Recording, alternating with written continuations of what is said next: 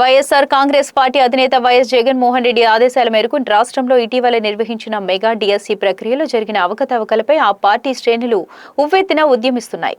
Araku MLA Regam Matsyalingam ఆధ్వర్యంలో విద్యార్థి యువజన విభాగాల సంయుక్త నేతృత్వంలో వేలాది మంది నిరుద్యోగులు పార్టీ కార్యకర్తలు తరలివచ్చి కూటమి ప్రభుత్వంపై తీవ్ర స్థాయిలో మండిపడ్డారు.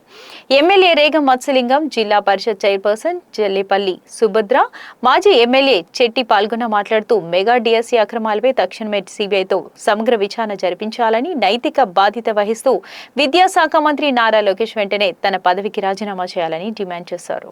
నమస్కారం అండి.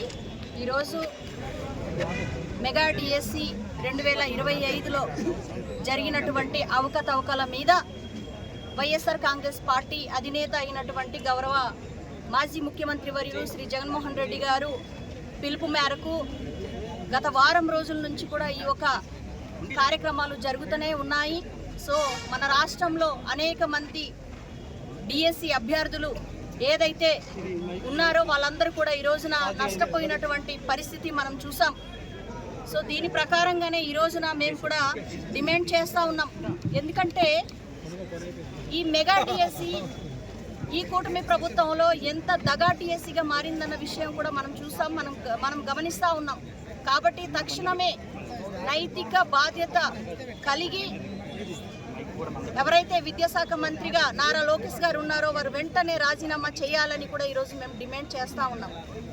ఎందుకంటే ఆ అర్హత, ఆ ఒక విలువలు కూడా కోల్పోయినటువంటి పరిస్థితి ఈరోజు మనం చూస్తూ ఉన్నాం. గోల్డ్ మెడల్ సాధించినటువంటి వ్యక్తులను పక్కన పెట్టి, స్టేట్ ఫస్ట్ ర్యాంక్ వచ్చినటువంటి వ్యక్తులను పక్కన పెట్టి, ఎటువంటి ఇటు టీచర్ పోస్టుకి ఎలిజిబుల్ లేనటువంటి విద్యార్థులకు, యువతులకు, ఎవరైతే పచ్చ కండువా వేసుకున్నారో, ఎవరైతే పచ్చ ముసుగులో ఉన్నారో, ఎవరైతే యువగలంలో తిరిగారో అటువంటి వ్యక్తులను తీసుకొచ్చి టీచర్ నియామకము చేపట్టడం అనేది ఇది యావత్ రాష్ట్రానికి అంతా కూడా ఉన్నటువంటి టీచర్లకు కానివ్వండి, యువతకు కూడా ఇది ఒక అవమానకరమైనటువంటి డిఎస్సి అని కూడా నేను ఈరోజు తెలియజేస్తా ఉన్నాను.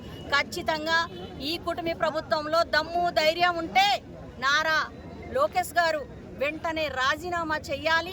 అలాగే ఎవరైతే నష్టపోయినటువంటి అభ్యర్థులు ఉన్నారో వాళ్ళందరికీ కూడా న్యాయం చేసే వరకు మా పోరాటం ఆగాదని కూడా ఈరోజు తెలియపరుస్తూ, ఇంకొక విషయం కూడా చెప్తా.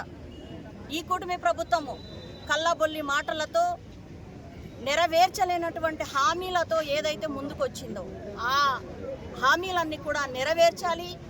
పెద్ద ఎత్తున కూడా రాష్ట్ర ప్రభుత్వం ఈరోజు మన రాష్ట్రంలో నిరుద్యోగులు ఉన్నారు కాబట్టి మీరిస్తామన్న ఏదైతే నిరుద్యోగ వృత్తి ఉందో అది తక్షణమే ప్రతి నెల కూడా 3,000 రూపాయలు చెల్లిస్తామన్నారు. అది ఇవ్వండి అని మేము ఈరోజు ప్రశ్న మీరిస్తామన్నదని మేము అడుగుతున్నాం.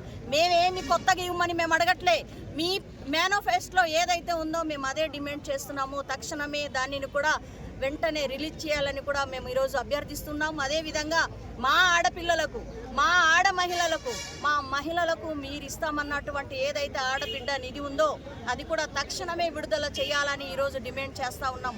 అదేవిధంగా ఈరోజు ఈ స్కూల్స్లను రీఓపెనింగ్ అయ్యి దాదాపుగా 3 నెలలు పూర్తి అవుతుంది. 3 నెలలు కావస్తుంది. ఇప్పటి వరకు కూడా ఆ విద్యార్థులకు కనీసం విద్య కానుక కూడా ఇవ్వలేనటువంటి ప్రభుత్వం ఇప్పుడున్నటువంటి కూటమి ప్రభుత్వం.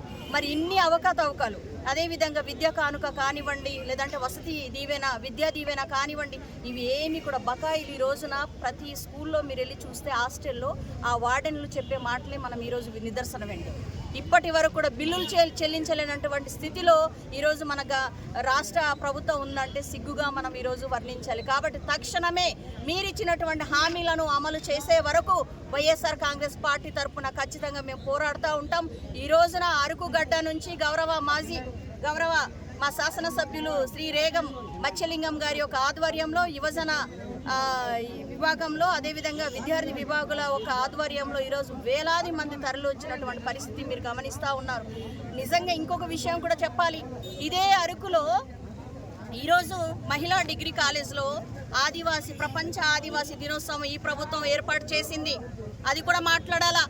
ప్రపంచ ఆదివాసీ దినోత్సవం ఎప్పుడు అని ఈరోజు మేము తెలియజేసుకుంటున్నాం.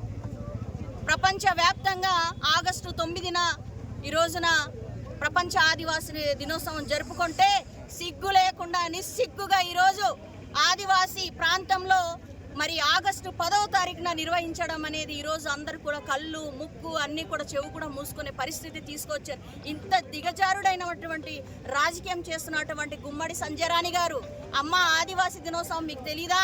ప్రపంచ ఆదివాసీ దినోత్సవం ఎప్పుడు అని ఈరోజు మేము గుమ్మడి సంజయరాణి గారిని మేము సూటిగా ప్రశ్నిస్తున్నాం. మీకు కూడా చేత కాదు కాబట్టి, గిరిజనులకి అన్యాయం చేస్తున్నారు, గిరిజనులకి మోసం చేస్తున్నారు కాబట్టి నారా లోకేష్ గారు కానివ్వండి, మీరు కానివ్వండి, ఈ యొక్క పదవికి మీరు అనర్హులు అని కూడా తెలియజేస్తూ మీరు ఇద్దరు కూడా రాజీనామా చేయవలసిందిగా కోరుతున్నాం.